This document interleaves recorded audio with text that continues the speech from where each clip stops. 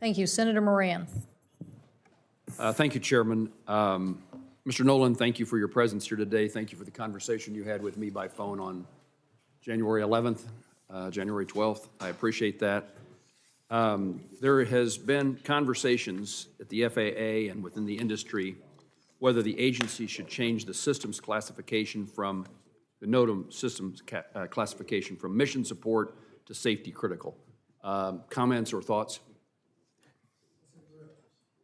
Senator Moran, thank you for the question. Certainly, that's one of the directions that I've given our team. Let's go back, and so part of this look is taking a look at all of our enterprise system, those we consider critical to the NAS versus the support. So we're absolutely taking a look at the classification there to make sure we've got it right.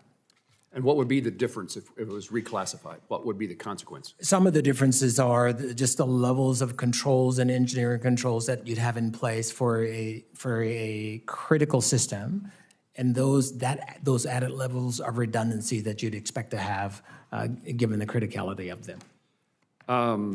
Senator Klobuchar and I have introduced the NOTAM Improvement Act. Any thoughts on whether that would be of assistance to you and the FAA? We fully support the goals that you've both put forward here, and it is much of what we are working toward. So we are very supportive of that. Let me talk about a specific technology update. Spotlight on FAA's aging infrastructure. Would you comment on the status of replacing instrument landing systems located at hundreds of airports across the country? My understanding at the current pace, FAA's current pace of modernization, it will take more than 100 years to replace those critical systems. We've undertaken a body of work to say, again, I've talked about these 3 NASAs that we support. And so when you look at that, we'd love to be able to sunset some technology, sunset systems that have been replaced by GPS, satellite-based navigation. And our ability to go do that, so we do have a plan in place to see how can we draw down where we have more than adequate replacement for that. So that's a piece of work that we are undertaking. In 2017, I was part of a bipartisan group that introduced legislation that became law. It's called Modernizing Government Technology Act.